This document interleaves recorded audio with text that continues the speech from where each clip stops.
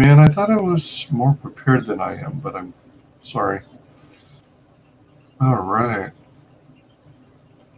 And let me check my YouTube window, make sure it's... Oh, good. All right, sweet. Yay, it's already muted. All right. So I typically have a window open on YouTube so that I can peek in on it occasionally and make sure that YouTube's stupid algorithm hasn't taken me down. Because one of my biggest fears is me. Oh, wait a minute. Whoops. Uh-oh. We're live, huh? I thought I muted it. Yeah, I did mute it on my end. You don't happen to have the YouTube stream open on your end, do you? No. Okay. No, That was weird. I thought I heard myself. All right. So, yeah. Excuse me. One of my fears is that I'll be going on and talking, only to find out later that I've lost most of the content because I got flagged early on and didn't realize it. So, yeah. Excuse me. Hello. Welcome to WyzGyz Entertainment. This is your host, Wyman. I am joined today by our special guest, Matt Burke. How's it going, Matt? Awesome, man. Thanks for having me on here. It's feeling great, and yeah, it's a pleasure, and thank you for having me. And how you doing? Oh, I am good. One of these days I'll make the time to eat. Excuse me. So let's see here. So you got a book, BUTCH CLEAVER. Out of curiosity, how long in the making has this been? Creating this story and everything. So the book is the whole creative process from the get. It's been about almost 10 years. I haven't done the math yet, but yeah, almost a decade, I think. So I made the book. I actually released the first 3 issues. I printed them, and I released them in a couple stores in California, a few stores. Wow, seriously? Yeah, and so what this campaign is, I'm putting all 3 books. I have them right here. This is the first one. Hold on. Oh, sorry. All right, go ahead. So I got the first one, the second issue, and then the 3rd issue. Oh, damn. And so you had all 3 books in comic book shops? No, just like the first one, and then the second one I had in a couple, and then the 3rd one I did one little signing with my local spot, and that was about it. So it's basically just California bound. And then I found out about ComicsGate, what they stand for, and then I believe in it, and so I became ComicsGate.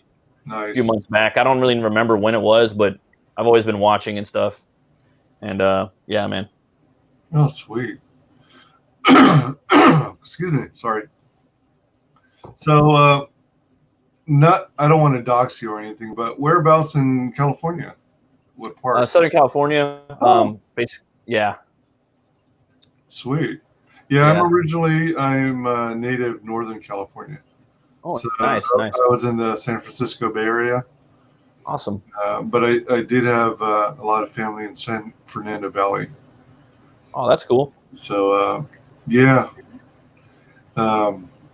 Cool. Did it take much effort or convincing to get in comic book shops?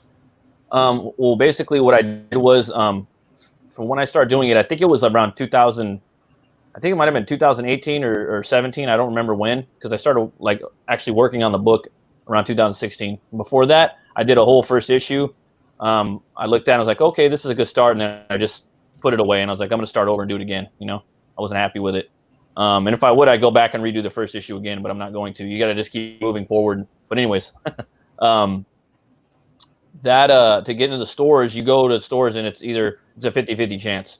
They either get you in or they don't get you in. Most of the time they'll do consignment, and then sometimes they don't. But if you were going to go to sell your book in a comic book store, the best thing to do would to be do an in-store signing. You will sell more books that way. You talk to people and you sell the book to them directly. The book otherwise is just going to sit on the shelf. No one's going to know about it. It's going to sit up there with a bunch of other stuff, unless your coverage is completely something original like the Max or Spawn or something. Hell Yeah, yeah. like Yeah. as far as I'm concerned, the Max. I was thinking about that today. I don't. It's one of the most original concepts I've seen in the past 20 or 30 years. But yeah, man, that's basically what I did. Took it to some people, and some people liked it. Some people are just like whatever, and yeah. But either way, I think the whole model is it's kind of it's a lot of work for like one man or woman to drive around and fill up their trunk and go to every store all the time. If they're working a full-time job and stuff. And then ComicsGate's out there, and the whole crowdfunding model I think is the way to do it now. But I think that going into the stores and doing signings every now and then is cool. Just get your name out there. I'm not just and then also comic book conventions are good too. But I think crowdfunding is the way where it's at. Like it's just so epic. I know. I have to agree with you there. That's it's a future as far as I'm concerned. I mean, Me too. I don't really see any other way. I mean, a lot of there's still comic book creators that take the Kickstarter route, but it's still crowdfunding. Yeah.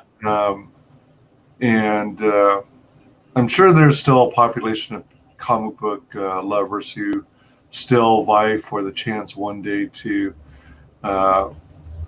be a part of Marvel and DC, but they are seriously hurting now. So it's going to be a while before they pick up from where they left off because of the whole pencils down movement. That was ridiculous. Yeah, it was pretty stupid as far as I'm concerned. They could have kept going, but I don't know. Like personally, I don't know. I mean, I would never want to work there. I'd rather just work on my own stuff. Yeah. I don't know. It's just I got stories I want to tell, man. I don't know if they're good or bad, but I was talking to my buddy Sam Pontier the other day. Yeah.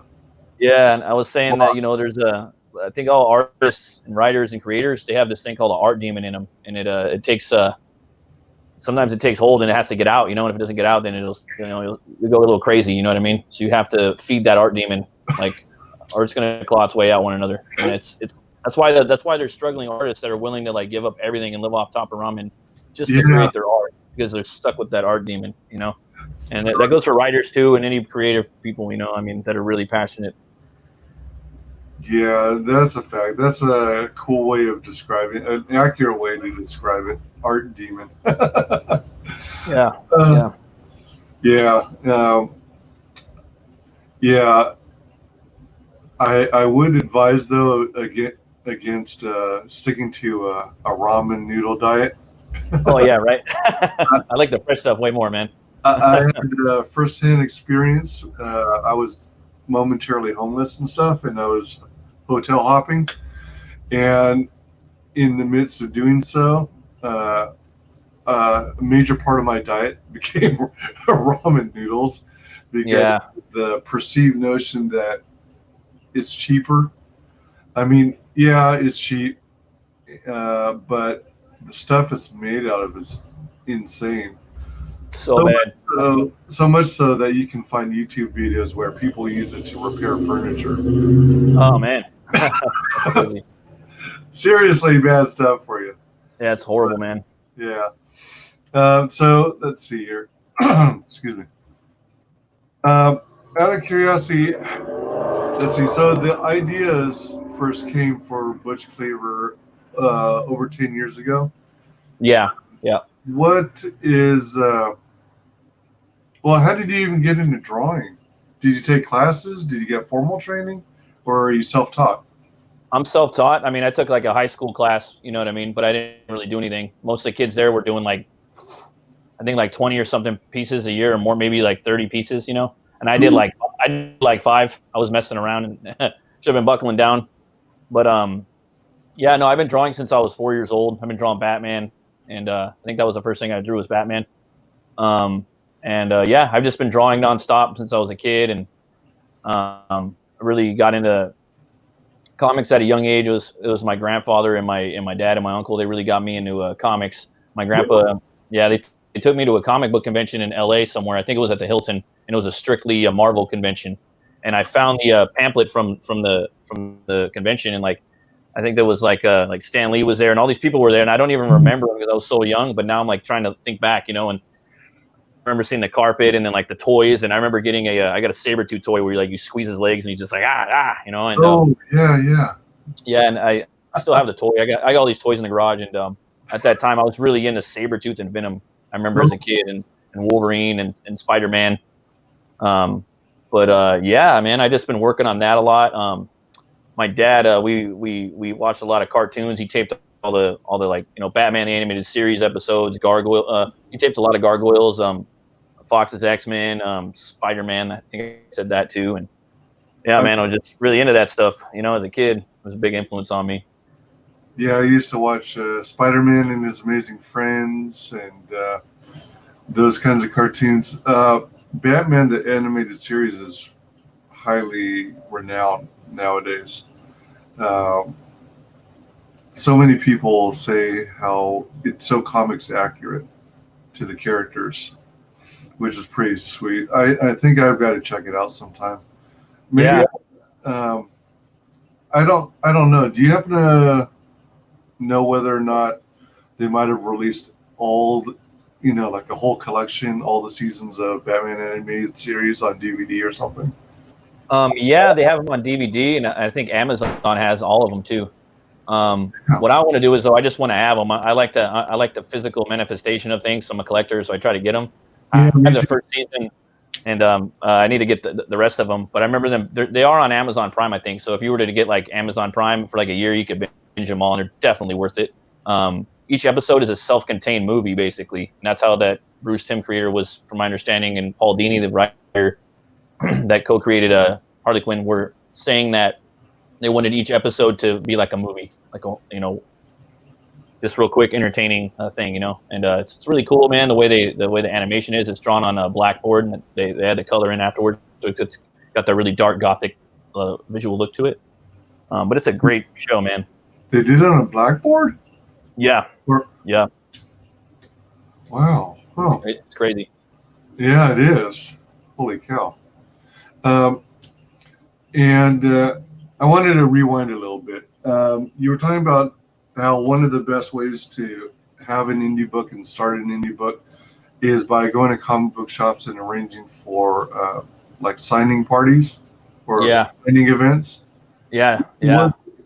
At the time you got into it, was it relatively easy to get the comic shop owners buy-in to do those kinds of events? Because I would think that they usually reserve signing events for like big titles, big artists.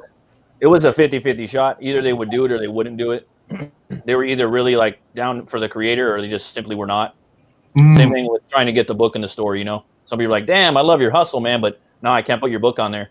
And I'm just thinking like, well, can you just hang it from the ceiling right there? There's like all this real estate right here. I could literally like have my work tape a string and hang my fucking book right there so you can just see it right there, you know, and people could see it and they could say, oh, that shit's whack, but at least they'll see it. You know what I mean? But there's just so much real estate people don't even capitalize on, man. And like, I don't know. And there's just so many books, you know, and it's just like, hey, can I just put one of them in there? You know what I mean? So really? Someone could look at it, you know?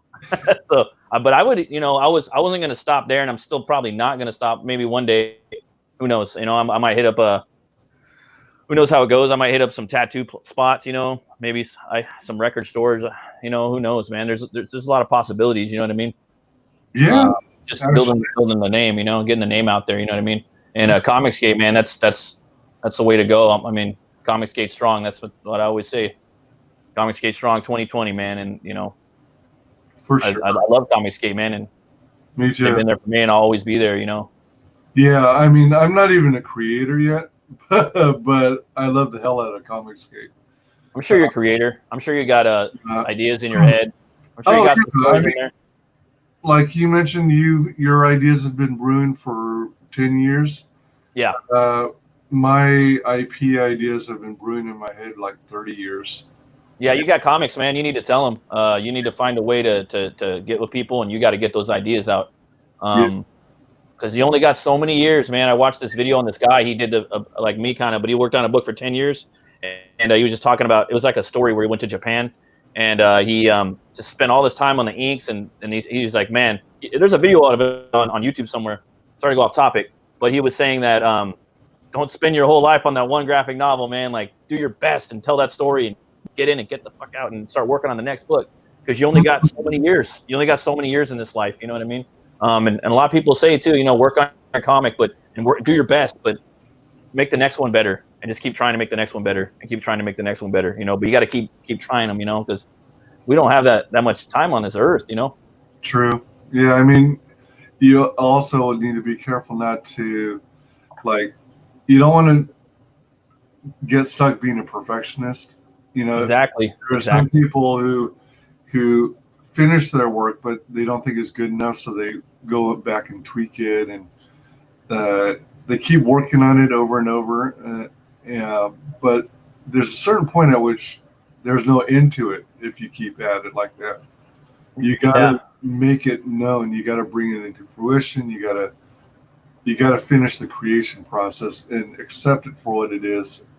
Once you're satisfied enough, and like you said, go on to the next project. Yep. Scoot it and boot it. And then there's a lot of artists, I'm not going to name who, that I love, and I idolize them and stuff, but they'll have a whole picture and it'll be completely rendered and it's done. It's like, all right, now I'm going to add some more stuff. And he's like, and I know it's done. I know it's done right now, but I'm going to add more. And it's like, damn, dude, that's cool for a cover, but if you were doing like the monthly grind, you probably would maybe think about wanting to stop right there and move on to the next panel or something. Hey, welcome 50th try. Good to have you. Yo. How you doing? So that whole idea kind of made me think of George Lucas, and when he made the prequel. Well, I think it was after he made the prequels, then he decided to remaster or redo the original trilogy. Yeah, the special effects, right? Yeah, the enhanced edition or whatever the term was. Yeah, how are you guys doing? 50th try asks. I'm doing great. Yeah, doing good. Thanks for asking. How you doing? Absolutely. Then it was like he put in all this work to build a business to help bring his creations to life, his vision. And he made huge breakthroughs and innovations. And that led to, Skywalker Ranch for audio, superior audio. It led to Lucasfilm for fantastic special effects. And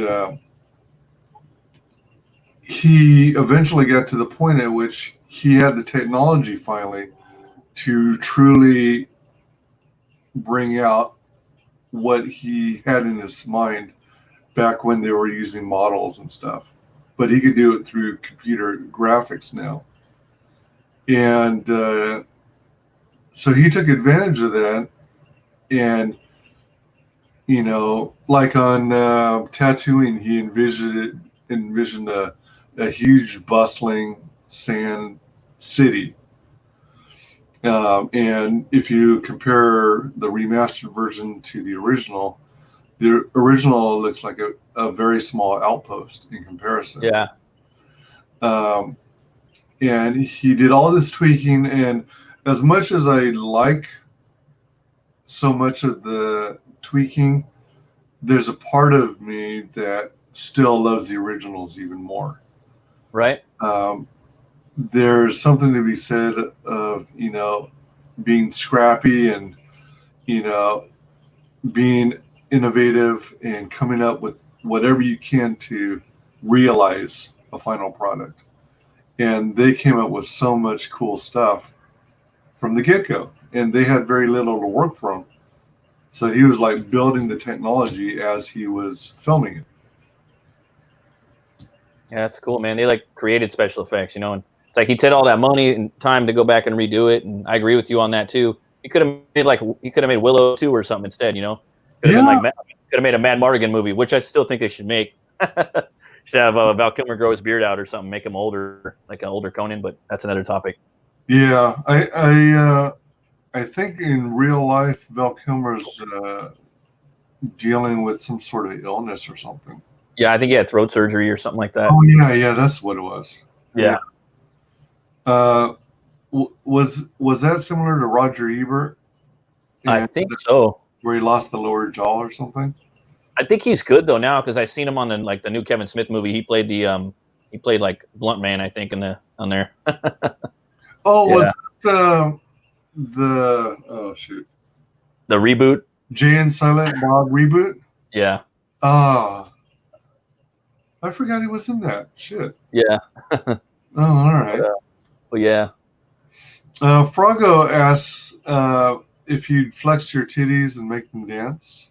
It's a rare skill, but it would be cool if you could do it. No, I'm good, man. But thank you. You sure? I mean, we can zoom in on you as you perform. No, I'm good on all that stuff. All right. Very well. We'll just have to imagine you in action. Let's catch this trailer here. Hi everyone, my name is Matt Burke. I'm an indie comic artist and writer and creator of BUTCH CLEAVER. So what is BUTCH CLEAVER? Well, if you threw Batman, Swamp Thing, Jonah Hex, and Hellboy into a meat grinder, BUTCH CLEAVER would come out. BUTCH CLEAVER is a fantasy horror western about a brutal butcher who is killed and brought back to life by a voodoo curse that grants him the power to control and weaponize bone. He tries to use said power for revenge, reckoning, and redemption. With influences of old spaghetti westerns, Sin City, and horror movies from the last 80 years, BUTCH CLEAVER might be the book you're aiming for. In this campaign, I'm offering a 48-page colored graphic novel with different tiers, backer input, and stretch goals. I was told I couldn't be an artist. I was told I couldn't make a comic. Now I'm here to ask you, help me prove the haters wrong and back BUTCH CLEAVER. Thank you for your consideration. How did you get the bat effect? It was just something that was part of the program, and I love bats. So I put them in there, and I try to put them in the story whenever I can, and things like that. And I like the whole just gothic, art style, big moons, big yellow moons, and that type of stuff. Well, I mean, it's definitely fitting with a skeleton as your main antagonist. Thanks. I think it was pretty. Where did you find the music? Did you make it yourself, or did you? No, it was on a program I had. It was just like, they have free standard music, Oh, all right. So I just did that so I wouldn't hopefully get like sued or something, Yeah. And I tried to make it like about a minute long because like things trending. I'll just say things trend in the ComicsGate network, like what's hot, what's big on the campaigns, and next year different things are going to happen. Like, oh, let's do a trailer with voiceover. Oh no, let's do a cinematic trailer that's 30 seconds. You know what I mean? Next year it's going to be something else. And my buddy Rotten Glory and Death Metal Hero, they actually made a song that's inspired by this too. Really? Yeah, it's the next video. It's actually death metal. It's called Roll the Bones. So. Oh, damn. If you want to check that out, man, it's pretty fucking awesome. Oh, you mean it's already out? Yeah, it's right there. It's the next icon for the video. What? Yeah. Oh my gosh. Let's play it.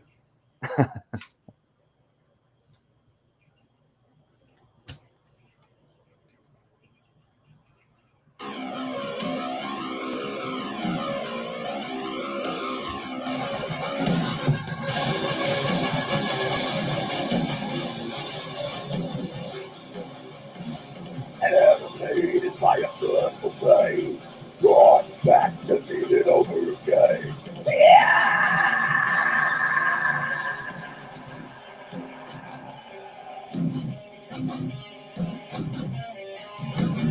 Devastated by the steam's decay, revenge for being just enough.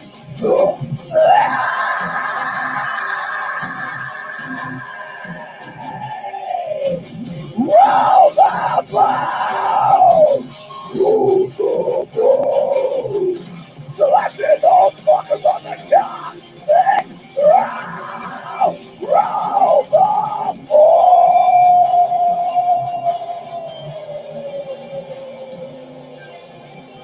Ooh, nice.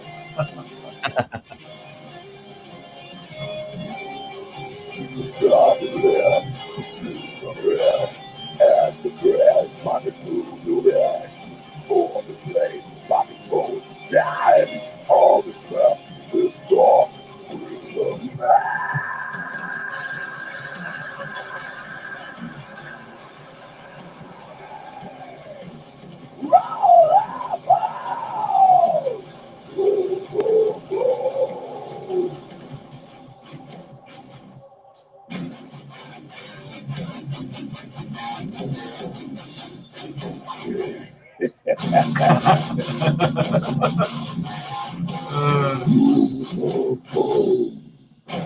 Rolling down bone, smashing these fuckers on the jaw.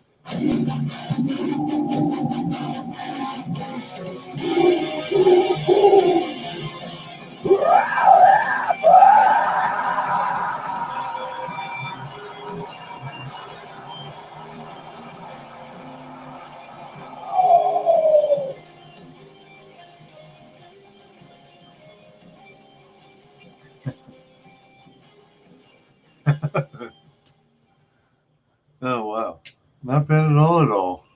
Yeah, I love it, man. It's like a wild ride. I love it when the skull comes up and Death Metal Hero just starts laughing and does his oh man, I love it.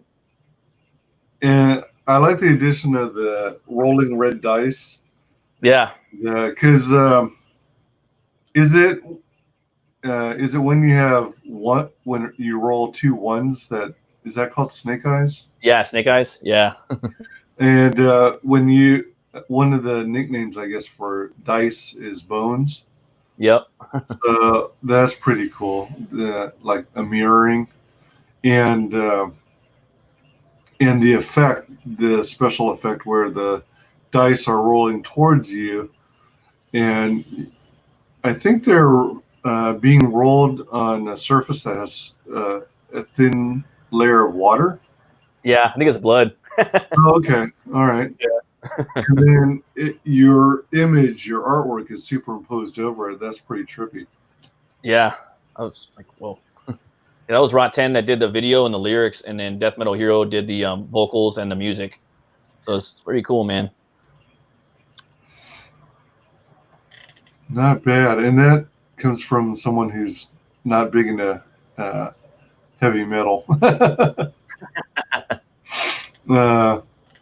I like the whole idea of weaponizing bone. It's a trippy idea.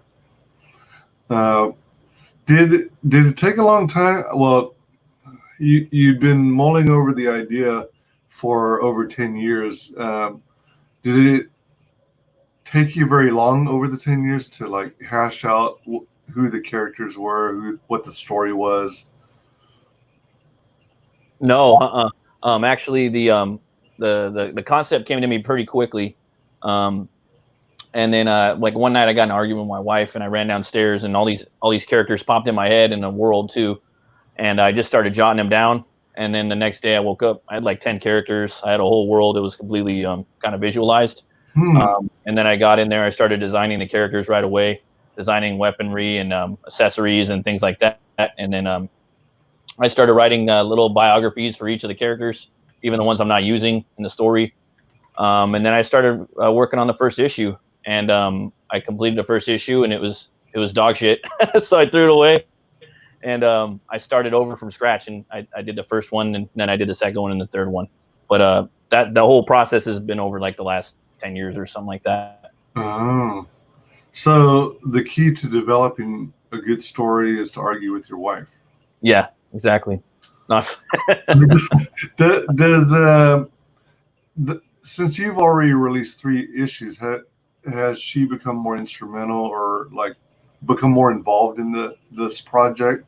Has she like given more input or feedback, or is she like possibly even the first person who gets to read your book? Oh, my wife? Yeah. Oh yeah, I give her everything. She's like she's my rock. Without her, I'm nothing. She gives me all the input and support that a man would need. And yeah, man, I'm always there. And because she's not really into comics that much. She respects them, and she's an artist herself, but she's not into them. Not everybody's into comics that much, which for me, I like that aspect of it, because I could show it to her, and if she doesn't like it, then and I show it to people that are into comics, they might like it, and I get different perspectives and different inputs and different things that people say. That helps, getting different types of feedback, so that you're never stuck in a bubble. Yeah, like it's like if someone that doesn't read comics sees something and like, what the hell is that? They'll tell you right off the bat they don't know what it is, in some ways it's kind of good because like if a newbie looks at something, they don't know what something is. You know, how do you expect a new person to come into to buy it? You know. Yeah, So you want to make it accessible. Yeah, I mean, this is a hard R, like mature book, you know, but still, I mean, I do need to have it accessible for whoever is going to partake in it, I guess. Right, right. So this is a 72-page book. Yeah. Yep. And is this like let's see. I don't want to really call it a remaster of the first 3 issues, or yeah, I'm gonna go in and tweak some stuff for sure, man. I have to actually go in and I have to size up all the stuff so it could all the gutters so it'll fit in a graphic novel format. I'm gonna go mix them. So that's gonna take some time. Right now, I'm actually working on designing a trading card for the whole for all the backers, for everyone that buys the book. They're gonna get a trading card. Every book they get and that's going to be the Butch Cleaver #1 trading card. Everyone that signed up I already designed a trading card for that. That's Butch Cleaver 0. So I had like 98 people that signed up, 98 or 100, and you know, I'm just going to make a few cards of those. You know, I'm just going to make whoever signed up for them, and then I'll probably make a couple for me. But either way, man, there's not going to be that many. It's going to be really exclusive, you know. And then I'm showing everybody the process as I'm doing it, like the pencils and the inks and stuff. I showed them all that for the 0 card. And then now for the #1, I'm going to start showing them some of my progress on that too. You know what I mean? Nice. Good. All right. So was I correct in assuming that this graphic novel would be the first 3 issues? Yes, it will be the first 3 issues. Yeah. All right. All backers received the Death Metal MP3 track "Roll the Bones" by Death Metal Hero and Rotten Glory. Oh, did the 2 of them actually? Was that a combined effort? Yeah, it was a ComicsGate combined effort. You know, and it's the first thing I've ever seen. You know, for like ComicsGate as far as like getting together like that and doing like a death metal track like that, you know. It's pretty awesome. Did Death Metal Hero do the singing and Rotten 10 did the graphics, the special effects? Yeah, Rotten Glory did the he wrote the lyrics and he did the music video, all the graphics, all of that, you know, all the imagery, you know, and then Death Metal Hero did the vocals and the music. So it's pretty awesome. And then I did nothing. I just like accepted it because I launched on 7/11 on my birthday, and I went on Rot's show and he had that surprise and he's like, yeah, man, this is for you. This is for ComicsGate.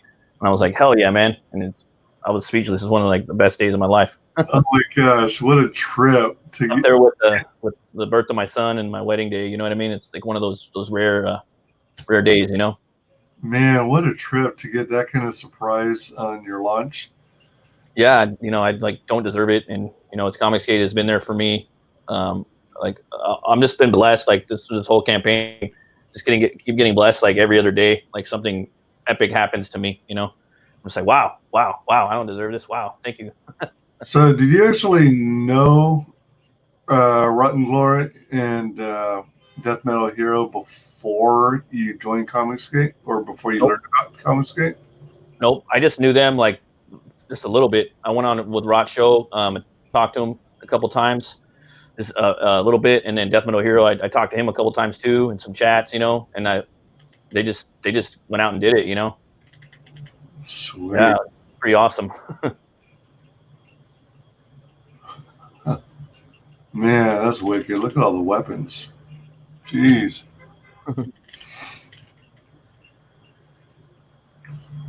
And then today I just put up a new tier on here. Yeah, it's just I put it up just now. It's going to be a stretch goal, but it's a tier. It's an original art piece drawn by Preston Azevedo. Oh my gosh, seriously? Damn. Yeah. It's his take on Butch Cleaver, and it's yeah. With that it's going to be a postcard that we're going to make as a stretch goal. A postcard.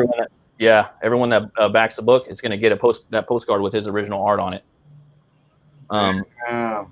And if you back that tier, you get everything. I don't know if you want to go through the tiers, but I can talk about that. Oh yeah, I always go through the tiers. Oh, nice. I tend to do that later. And then he just did. He's like, hey, here you go, man. I was like, wow, because he's like one of the artists in ComicsGate. I really like, one of my favorites, man. Oh man, he's good. He's got good stuff. Yeah, I really like Preston's work. Yeah, and he's a stand-up guy. He's a great dude, man. Mm-hmm. Like when I first started joining, he was like one of the first guys that was there for me and just supported me, and still to this day he supports me. So, oh, cool. Love that guy. Man, there's a lot of stuff going on here. Wait a minute. 4 by 1, 2, 3, 4, 5, 6, 24. I'm talking to myself. I was look at the panels. Yeah, I saw some kind of video or something where they were discussing how there are like some standards as to how many panels you have. Like if usually 5. Usually 5 a page, Yeah, I mean, I think there's like different layouts that I guess the big two, Marvel and DC, typically follow. Yeah. And I think the max is usually somewhere around 9 or 12. Yeah. I seen one where there was like 100 or something like that on a page. Wow. And I want to get to that one day, and hopefully that's like one of my bucket list things. I want to do like a bunch of panels on one page. Dang. Like a whole comic book on one page. A few people have done it, I think, but yeah, hopefully. Wow. Yeah, and that scene right there, Butch is awakened in the the bone void. It's this bone desert, and the sands of that desert are ashes, or I'm sorry, is bone dust basically, and he basically he's awakened by this light-eating demon called Mothman, and he hatches out of this cocoon as well, and he wakes Butch up, and he's basically training him. So he's like kind of like this mysterious character in the story that's like his trainer. You don't really know too much about him, but he is basically he's really inspired by like a death head moth. I got a lot of design from him from that species. That you see, like that moth that was popularized by the one movie, Silence of the Lambs. Yeah. Yep, exactly. And I was like, oh man, that's cool. And I hadn't seen too many things that I can remember off the top of my head where people use it. I know that there's a character in Marvel, but he looks nothing like that. And I'm inspired. I think moths are really interesting. So yeah, and then you have the Mothman too, which I'm inspired by that a lot too. So I'll go ahead and. Oh, this guy right here. Yeah. Just looking at this cell alone, it almost makes me think of a Godzilla movie. Yeah, I love that, man. I'm inspired by like so many things. Yeah, you mentioned at the top of your campaign here that it's a mix of all sorts of genres that you were influenced by. I enjoy Westerns. I like them a lot. Yeah, I do too, man. As a child, I used to hate Westerns like a lot, man. I could not stand them. I remember my family would always be watching them, or whoever, people would be watching them all the time. Bonanza would come on, you know what I mean? And I was just like, oh God. And now I'm just like, I can't get enough of them. If I got the time, I'm going to watch them. They're straight up post-apocalyptic. That's the post-apocalyptic genre. It's a barren wasteland. It's all about, it's brutal. It's survivalist. There's so many things you could do with it, And that's just talking about the Southwest of the United States in that era. You go over to New York, you got gangs in New York going on over there. They don't talk about that too much in the history books, though. They don't talk about gangs in New York, And that's during the whole 1800s era. You know what I mean? That's what's really I'm really inspired by. Sweet.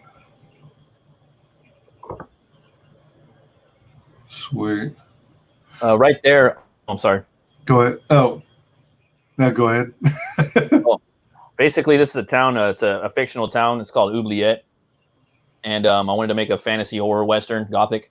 And it's a town that's basically I wanted to have a lot of cathedrals. I like the way they look. I'm still, they're a pain in the ass to draw, and I'm still teaching and learning and trying to crack them.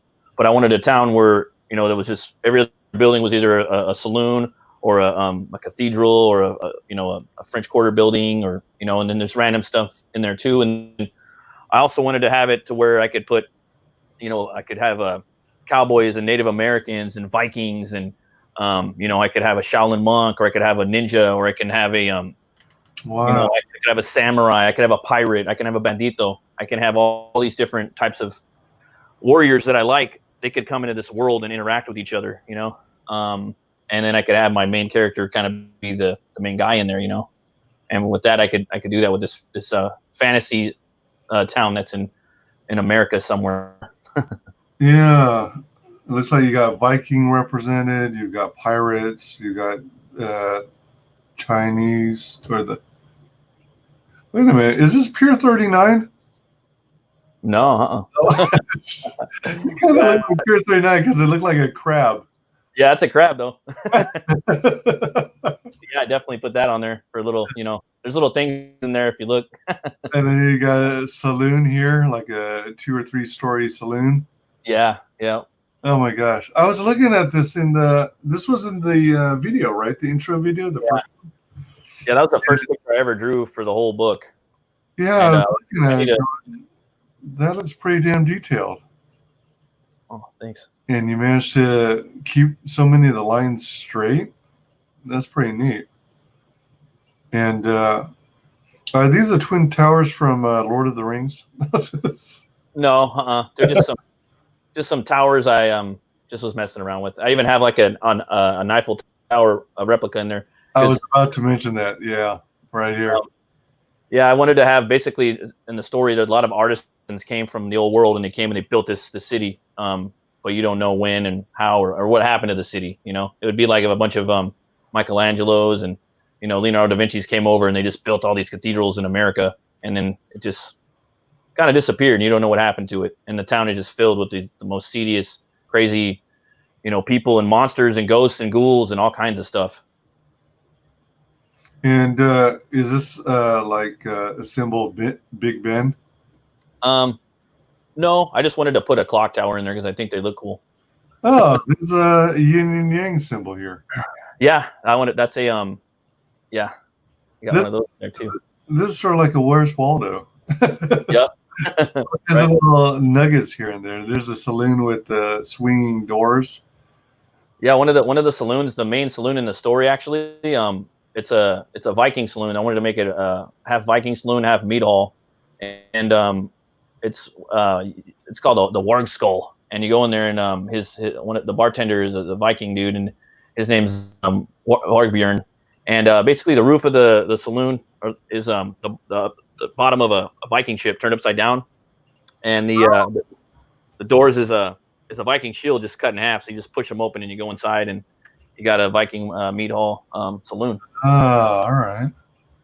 So that's where he goes to get his you know, to chill and get his drink on. Butch needs whiskey milk to survive because of the he needs the calcium from the milk.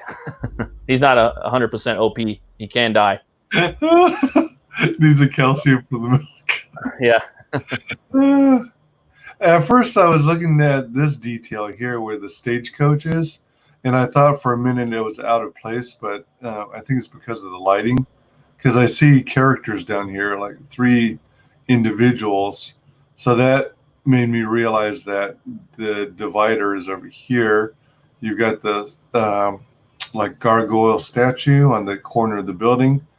He's up above in the foreground, and then down here on ground level, at the same level as the saloon, is the stagecoach and the 3 characters. Yes, sir.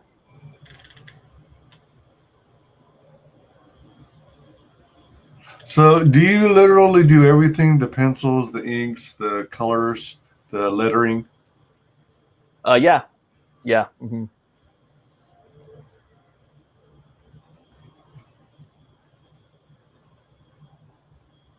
That's an interesting way to do a sky. It's cool. It's all digital sky right there. Oh, is it really? Wow. Yeah. That's a neat look. Oh, thanks. And that right there is a bounty hunter that comes into the story about midway. His name's Opie Opossum. So he's got a dead possum skin cap on his head, kind of like Davy Crockett, where he had a raccoon on his head. Gotcha. He's got a possum skin. Yeah, and he's heavily inspired by Wolverine and Sabretooth. And I wanted to make a creature from the night, but most of them have all been taken. And possums seem really cool because they got these big yellow teeth and these crazy eyes, and they have a death grip. They have pockets. So I wanted to make him like a submissionist where he's really strong and he could choke you out. I wanted to give him pockets too, so he can stash a bunch of knives and stuff like that. And possums play dead a lot too, so I wanted to factor that in a lot. And I wanted to give him a big old Bowie knife too. So right, yeah, possums are supposed to be badass. Yeah, they're pretty badass, man, and they clean up everything. They eat all the spiders and bugs and all kinds of stuff. Yeah, man. Well, that's a plus. Anything that eats spiders and bugs is okay in my book. Yeah, they like clean everything up.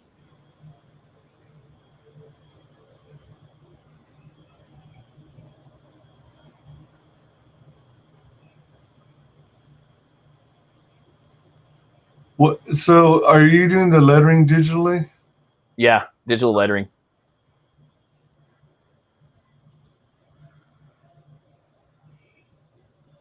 Lots of action for sure.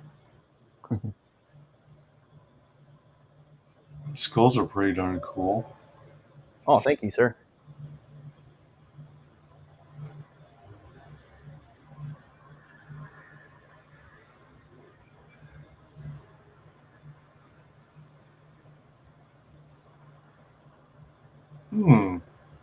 So this looks like a print, something that would be used as a print. Well, that was the cover actually for the 3rd issue. Oh, was it? Okay. Yeah, I just took the title off. And that's Whitey Ratatouille. He's one of the main guys. He's Butch's boss, and they call him the White Rat. And then his cousin is Opie the Opossum, the bounty hunter. So they kind of have something going on in the story. So I kind of put them in the cover, and I got Butch riding on his bull. That's his bull Tor, and that's basically like his Robin and his Batmobile put together. Oh, gotcha. All right. I wasn't quite sure what this was at first, but now that you explained it, that makes sense. It's his dead bull. Yeah, that's a lot of bull. The wah wah wah. How did you achieve the colorful effects to make it look like stained glass? That I used on Photoshop. I colored it. I flatted it with all the different colors, and then I added another layer. I added layers on top of that, and then I used the burn tool. And I burned it in just different layers, and masking it in different opacities and whatnot to get that effect. That's pretty. That's Whitey Ratatouille's manor. That's Ratamanor. The place in the story. By the way, the name of the town there in Oubliette, isn't that French for forget or forgetful? It's basically like a dungeon that they used to have in the back in the day, in the hundreds of years ago, where it was I believe it was shaped like a bottle, if I'm not mistaken, where they would drop you into it and you just basically stay down there. And I think they had them in England, and it originated in France, if I'm not mistaken. But also, I believe the term means the devil's dungeon, if I'm not mistaken. And now it might mean that in another language. It might mean that somewhere else. Like you take the name Bane, it means poison, but you take it over in like Slavic or somewhere over in different parts of the world, it means it has a positive a meaning as well. So, like it means fearless leader somewhere else too. So, gotcha. And that was the first cover. I'm just showing like kind of the inks and stuff just for fun. Just putting this one here. Yeah. Yeah, there's bats.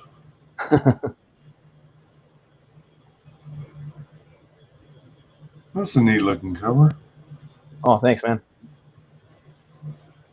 Butch Cleaver. And that was the second cover. I just put that on there and used that for the campaign art for a while. And then that was a cover that I made specifically for ComicsGate and Indiegogo for this campaign. talking to my buddy Rot, and he was saying, he's like, "Hey man, you're gonna bring over this new comic and stuff, man. You should definitely do a new cover for ComicsGate and Indiegogo." I'm like, "Yeah, that's a good idea." So I'm not right. That's what I've been basically doing right now is cover, and I did the trading card, and I'm doing another trading card too. So All right. get some new stuff in there, and I'm working on new stuff as well to put out to make it more fun. I want to make this campaign like memorable. I want people to have a lot of different things. That's like my main goal is to get the name out there, and I want the campaign to be an immersive experience, and I want people to have a lot of tchotchkes, as many as possible. Oh, sweet. That's always fun. I used to go to computer shows all the time, and one of the fun parts about the experience was the tchotchkes. Right? In the heyday of technology in the computer industry, it seemed like it would never end. There were all kinds of freebies left and right, and then we were all hit with a cruel realization that it can end. Oh yeah, right. Back to Sketch Perk. Back to Sketch Perk and get a sketch similar to this by me. All right, stretch goals: 4,000 or more. Added pages of behind-the-scenes content and character design to the graphic novel. Character design. All right. Yeah. Speaking for myself, I'm into the behind-the-scenes stuff. Like I love physical media, so rather than watch something streaming, if it's something I like or am willing to watch multiple times, then I'll opt for the Blu-ray or DVD anytime. Me too, man. Because one of the big things that it has over things like VHS and Betamax is that they tend to throw in all kinds of extra goodies. Behind the scenes snippets, deleted scenes, different takes, things viewed from different angles, scenes viewed from different angles. And so I'm into the behind the scenes stuff. You got the Lord of the Rings behind the scenes, the 16-hour ones per movie. Oh man, I think I have a set of that, but I don't remember. I'd have to go look. I got all 6 of them. I got all the 3 Hobbits and the 3 Lord of the Rings. Each like disc, I think is like 16 hours, like each movie, And when you look at them, they look like the actual book that you get in the library, and they go right on the. Dude, you gotta get them if you're into those movies, And it's crazy, man. Just seeing how he made those movies. A little off topic, but man, I always forget about them. But the Lord of the Rings, like if I had to pick, even though I forget, they're like in my top like 3 favorite movies. Like probably Lord of the Rings. I don't know. I love them a lot, man, including the Hobbit movies. Right. Yeah. Some people didn't care for the Hobbit prequels. Yeah. I haven't yet watched them all. I've only seen bits and pieces, but I thoroughly loved the Lord of the Rings trilogy. That was so well done. I love just the world that Peter Jackson made with Tolkien stuff, and I know he exaggerates and he kind of like stretched it out a lot, but it's really cool, man. And even the last one, he did a rated R. The last Hobbit movie, they have a rated R version where it's got all this gore in it. It's the Battle of the 5 Armies. It's got all this gore in it and stuff. It's pretty brutal, man. Wow. It's fucking metal. Yeah. Let's see, 4,000. All right, we read that one. Stretch goal. All backers receive a Butch Cleaver postcard illustrated by C.G. Frazetta himself. The multi-talented Preston Acevedo, artist of 3 Nights, 4 Days, Rockabilly Road Trip, and Doc Salem. Yeah, man. Okay, I'm either being stupid or I'm just tired. C.G. Frazetta, is that a nickname for Preston? Yeah. That's what we call him. Oh, okay. Like ComicsGate Frazetta? Yeah, exactly. All right. He's awesome, man. His paintings and his art and oh man. Oh yeah. Yeah, so many of his pieces sell out really quick. Yep. There's this painting he did for Peregrine. Yeah. I really love, but it's out of my budget. Right. Let's see here. Stretch goal. All backers receive a wanted Butch Cleaver pinup poster. Oh, that's a good idea, especially since it's Western. Yeah, and in the book, there's a wanted poster of him too. So I kind of wanted to echo that. And then I saw a couple other Western campaigns and CG are doing it too. And I was like, yeah, that's awesome, man. I want to do that. Yeah, I'm glad to see Western titles being represented in CG. Me too. Stretch goal. All backers will receive an Opio Opossum trading card. Okay. Yeah, Opio Possum.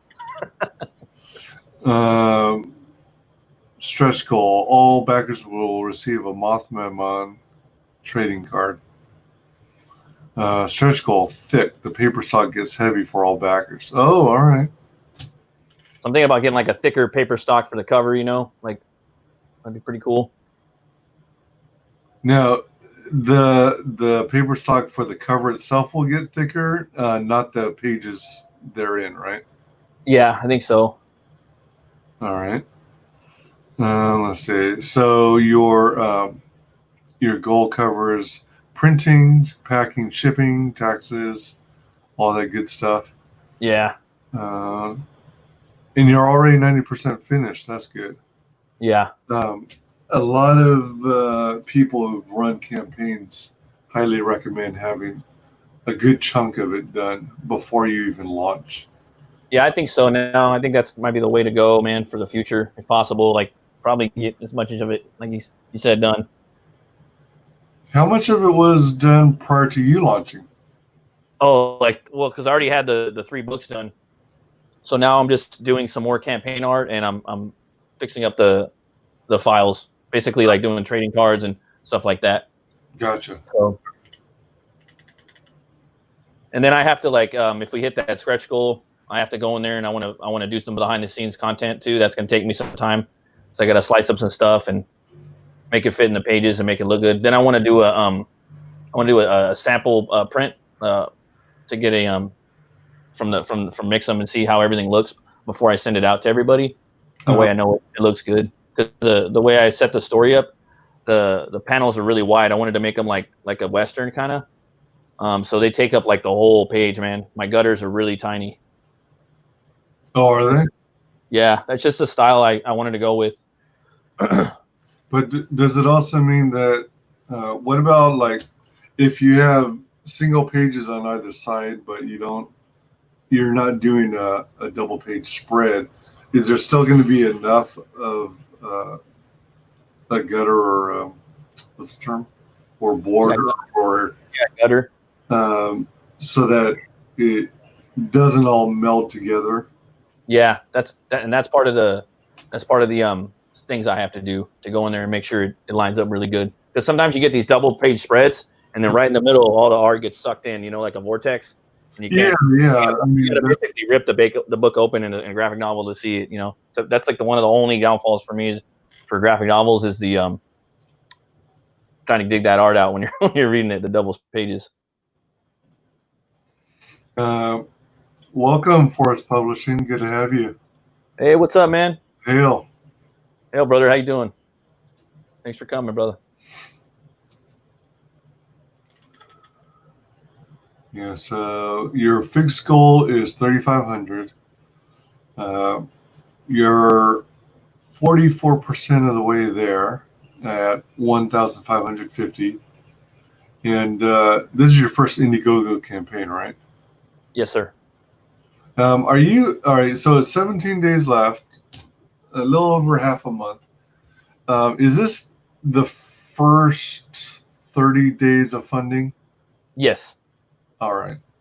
Do you anticipate going into a second 30 days of funding and then ultimately going in demand? I'm going to see how it goes. If we can knock it out in the first 30 days, that'd be awesome. But if, maybe if we have to, maybe go into the next 30 days. We'll, I'm just kind of playing it by ear, Yeah. See how it goes. And then I got some surprises lined up too. Like, I got that Preston art that just came out today. I just put it on like probably an hour before I came on the show because I I went to work, got home, messed around with the kids for a little bit, watch them, jump on the computer, trying to line this stuff up. And yeah, man, lots of stuff. Sweet.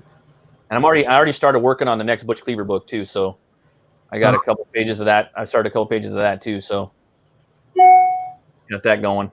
So the next book, God willing, if I get funded, that's going to go into his origin. And that one's going to be 48 pages or more. All right. Well, it looks like you're making quite a bit of progress. Yeah, man. This is your first campaign, and you're almost at the halfway point. So that's looking good. Yeah, I'm surprised, man. I'm just been really blessed by everybody, man. Like, yeah, I can't believe it. Let's go ahead and check out the tiers here. All right. Actually, before that, let's go watch the first trailer again. Hi everyone, my name is Matt Burke. I'm an indie comic artist and writer and creator of BUTCH CLEAVER. So what is BUTCH CLEAVER? Well, if you threw Batman, Swamp Thing, Jonah Hex, and Hellboy into Meat Grinder, BUTCH CLEAVER would come out. BUTCH CLEAVER is a fantasy horror western about a brutal butcher who is killed and brought back to life by a voodoo curse that grants him the power to control and weaponize bone. He tries to use said power for revenge, reckoning, and redemption. With influences of old spaghetti westerns, Sin City, and horror movies from the last 80 years, BUTCH CLEAVER might be the book you're aiming for. In this campaign, I'm offering a 48-page colored graphic novel with different tiers, backer input, and stretch goals. I was told I couldn't be an artist. I was told I couldn't make a comic. And I'm here to ask you, help me prove the haters wrong and back BUTCH CLEAVER. Thank you for your consideration. Let me see something here. Out of curiosity. Oops, dang it. I hate when these things pop up. Is this maybe it's coincidence, but is this supposed to be the hips of a skeleton and then the tailbone? That's actually his chest. All right. The size of him and his little like six pack. But that's also, yeah. Basically, that's kind of like his insignia a little bit. So if you see him in his like primal form, I have a picture of it down in the bottom of the campaign if you look at it. But with Butch, I wanted him to have an unrealistic anatomy. So the bones, it's always changing. It's amorphous. His skeletal humanoid structure is going to change all the time. Okay. And he can, weaponize bone up and change things. He can control bone on a molecular level like Swamp Thing. He can do a lot, but he's a blue collar, butcher that he's just going to be using like 6-shooters and cleavers and butcher knives and cutting knives and that type of thing, saws, and he might use a Gatling gun because it was in that time period, or a cannon or something like that. But he could do a lot more. The possibilities are kind of endless with that concept. But I really wanted to kind of ground him a little bit for the first arc, I guess. Now, when you describe in your voiceover this butcher, did I hear you right that he was a brutal butcher?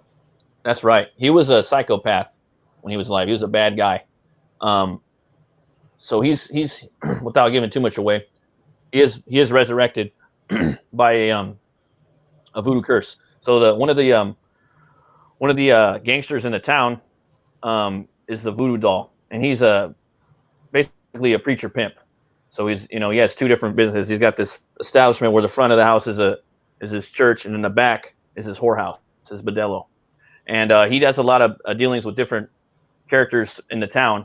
And whoever he does a business deal with, he makes a voodoo doll of them. And if you step out of line, he'll put a curse on your voodoo doll. It's basically an insurance policy. Right. So he basically, Butch kind of gets under his skin. Let's just say that. I'm sorry. I was going to say, I didn't mean to interrupt. Would it be fair to say that Butch is kind of an anti-hero? Yeah, you could say that. Then part of the I guess the backbone and soul, if there was one, Butch is soulless now, would be that him trying to recover from his psychosis.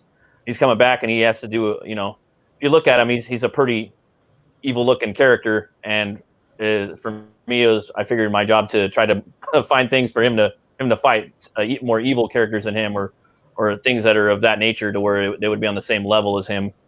But he's trying to be the good guy, basically. He's trying to redeem himself. That's his path.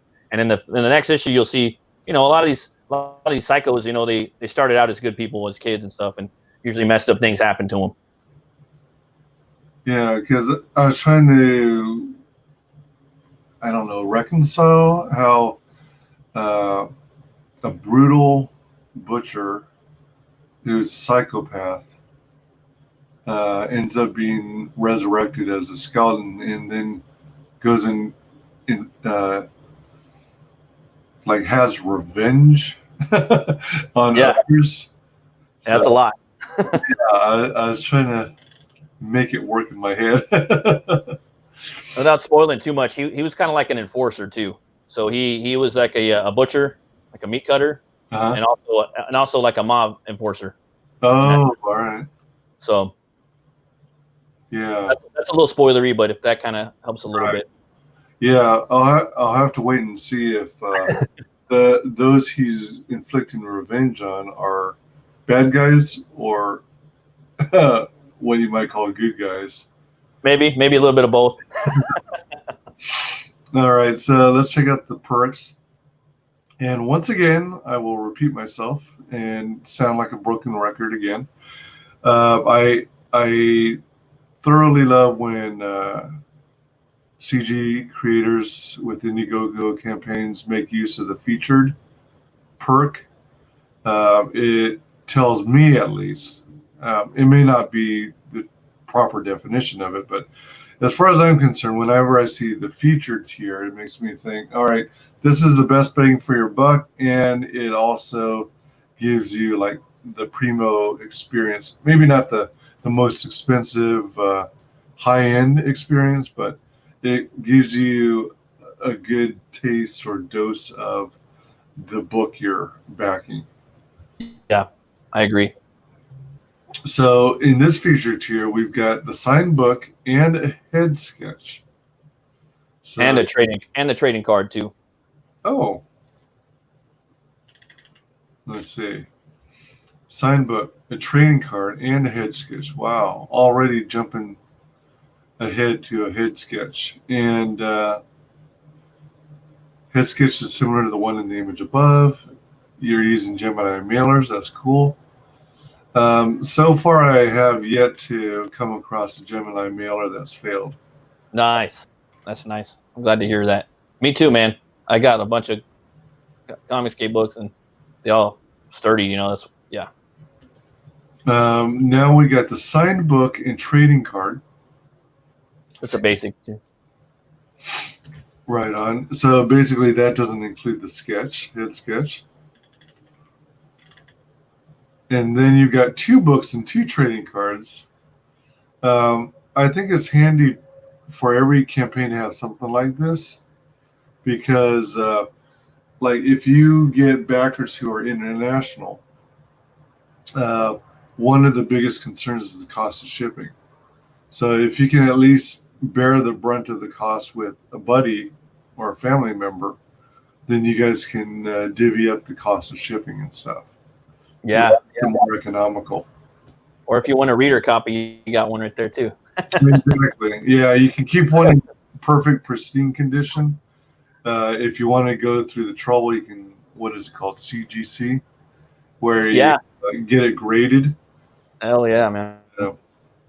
Then you can have the other copy for leisurely reading it without having to be worried about messing it up. Let's see, 2 books and 2 trading cards. Yep. And then you've got original art. That's cool. So that's that page. That's, if you scroll down, you'll see it. That's one of the scenes where he gets a fight at the Work Skull Meat Hall Saloon, and basically there's this doctor that takes his knife, and it doesn't end too well for him. This one. Yeah. So I wanted to have a page of art where there's some action in it, basically, where people can look at it and maybe talk about it a little bit. Yeah. So is this specific piece that's offered in that tier? Yes. Perk. All right. Let's see here. All right, that was that one.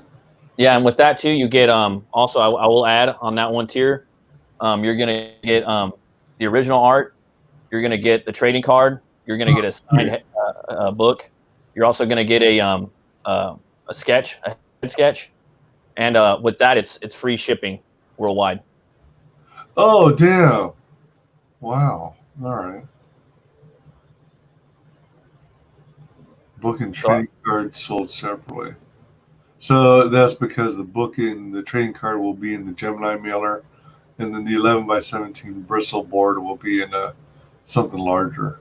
Yeah, I've seen some videos where Ethan Van Sciver would go to like I get like some masonite, or I forgot what it's called, from Home Depot. You know, you cut it up and he mails it. You know, I might have to pick his brain if or someone that knows how to do it. But yeah, you mail it like that, and Masonite. yeah, you get it cut up and you wrap the original art up in that and mail it off. And Wow. so, yeah, two different things. Basically, with all the art, the original art tiers, I want them to get the featured perk with it as well. So, Okay. and I want the shipping to be included, except for the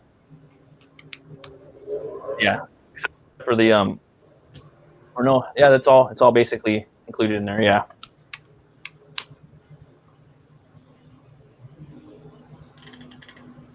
All right, so everything kind of builds up from one tier to the next.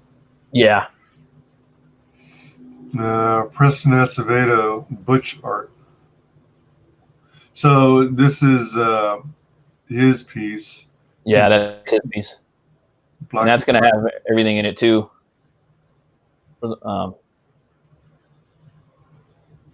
Oh, he did this on Bristol board? Yeah, 11x17. So it's going to be a big piece of art, you know. Yeah.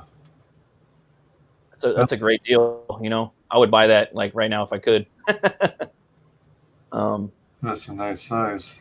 Yeah, I would just buy it, hang it on my wall back here. Well, technically you can if you want to. I know. It's like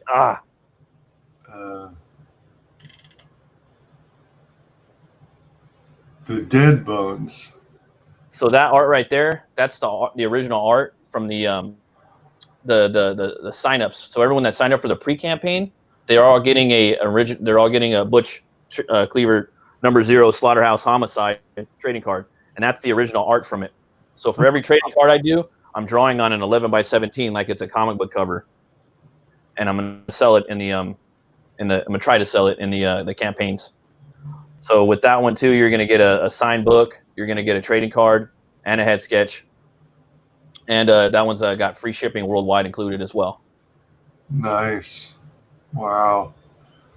All right, and then finally, last but not least, the Butch Cleaver. So that one right there, you're gonna get the Indiegogo ComicsGate cover for this campaign, and you're also gonna get a signed copy of the book. You're gonna get a trading card and a head sketch, and free shipping worldwide. Yeah, I mean, in some of the scenes, he's like a Swiss Army knife. Yeah, I've heard that from multiple people. I like that. I love Swiss Army knives. Yeah, me too. Man, all kinds of great stuff. Plus all kinds of awesome original art. That is cool. Awesome. Let's catch the trailer once more. Let's see. Yeah, I'm on the right window. Hi everyone, my name is Matt Burke. I'm an indie comic artist and writer and creator of BUTCH CLEAVER. So what is BUTCH CLEAVER? Well, if you threw Batman, Swamp Thing, Jonah Hex, and Hellboy into a meat grinder, BUTCH CLEAVER would come out. BUTCH CLEAVER is a fantasy horror western about a brutal butcher who's killed and brought back to life by a evil curse that grants him the power to control and weaponize bone. He tries to use said power for revenge, reckoning, and redemption. With influences of old spaghetti westerns, Sin City, and horror movies from the last 80 years, BUTCH CLEAVER might be the book you're aiming for. In this campaign, I'm offering a 48-page colored graphic novel with different tiers, backer input, and stretch goals. I was told I couldn't be an artist. I was told I couldn't make a comic. Now I'm here to ask you, help me prove the haters wrong and back Butch Cleaver. Thank you for your consideration. Now, in the video, I might have heard wrong. I thought I heard 48 page. Oh, that was right. Originally, I was gonna do 48 pages because I thought that was kind of like the standard. But I was like, you know what? I got 3 books. I should just put them all together and just put it all into one arc. So that's why since then I decided to make it 72 pages, which would be the 3 books together. All right. Cool. Let's see what these updates were. Oh, the announcement of the MP3 track, Roll the Bones. Yeah. Performed by Rotten Glory and Death Metal Hero. Okay, so you would send an MP3 via email. Yeah, I just personally send everybody the email, the same exact email. Boom. As soon as they back it, they get it, and they can start bumping it in their car when they're going down through the beer virus. Nice. Hey, this is a cool idea. I never thought about this. I don't know why not, but the fact that you gave people your backers an itinerary of what channels you'd be on. That's cool. Yeah, I took like 3 days off. I was just fishing out, trying to get on shows for my day job because I launched on my birthday at 7-Eleven. I'm just trying to get on there and just putting on as many shows as I can so people can check them out if they wanted to. Nice. That's a good idea. I would recommend people do that more. This is the first time I've seen that done. Interesting. Really? I thought people did that a lot. I don't know. It could be I'm just oblivious. But I don't think I've seen it either, though. Now that you mention it. But I mean, I hear, I see tweets go out all the time about how they're going on so and so's channel. Yeah. I don't remember ever coming across it in the updates tab of a campaign, but I think that's a great idea. Right, especially like in the first 30, and then maybe the next extended 30. You could get in there and have like a list of the shows you're gonna go on. For sure. Yeah. Maybe I'm gonna. Hopefully, if I line some more up, I can do another update. And I'm gonna do another update too. So this first update about the Preston Acevedo art is on the show. Like you're the first one that knows about it too. So I'm gonna put that update. Nice. Hopefully tonight. Oh yeah, hell yeah, definitely should. Oh yeah, definitely. We're ending tonight at 1550. 33 backers. 44% of the $3,500 fixed goal. You got 17 days left in funding on the first round of 30 days. So far so good. You're chugging along. Fade mentions it's a nice track. Cool. Nice. Yeah. You got in there. Yeah. Thank you so much, man. You rock. Right on. Yeah. Sweet. Looks good. So let's go ahead and wrap this up for the night. I wanted to thank everyone in the audience, everyone who will be watching this in replay, and thank our very special guest, Matt. Matt, will you do me a favor and share with the world how you can be found on social media? Sure, you guys can find me at Metal Movies and Brewskis. That's my YouTube channel where I review metal movies and brewskis, and also on Twitter at Metal Movies and Brewskis, and that's pretty much it. Or I'm sorry, at Rune Cutter Comic. That's the comic book company, and on the Twitter it's Rune Cutter Comic. So. All right, sweet. Excuse me. All right. You can find me on Twitter at WyzGyz Tweets, on Twitch under WyzGyz Twitches, and at YouTube under WyzGyz Entertainment. Please like, comment, and subscribe to the channel. Every little bit helps. And mark the bell for notifications. Be sure and mark all notifications so you never miss a video or a stream. Once again, thank you so very much for all of you in the audience. Thank you much. excuse me, what was it? He's telling me to eat because I haven't really eaten anything today, except for I got up around, well, I got up earlier than that, but before I headed off to work, I ate around 6:30 in the morning. Oh wow. Stuffed my face with several pieces of sliced turkey, and then while I was taking a break at work, I had a couple glasses of sweet iced tea, and since then I've only had water. Oh yeah, you gotta fill up that belly, man. Yeah, yeah, I think I will grab something in a minute. Yeah. Thanks for your patience, by the way, because I did get off to a slightly late start because, it was between one moment I thought it was kind of funny that I didn't see any streams left after my last promotional stream.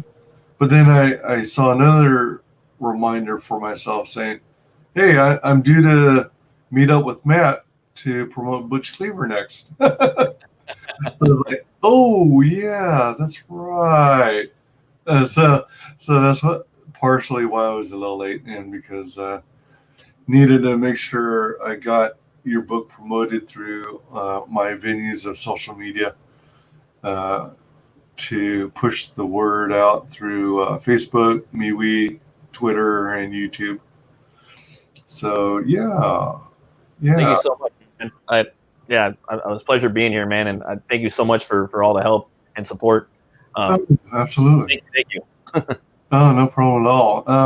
Thank you all, everybody, for joining us today, and thank you for your continued support. I so greatly appreciate it. Thank you once again, Matt. We are going to end the broadcast in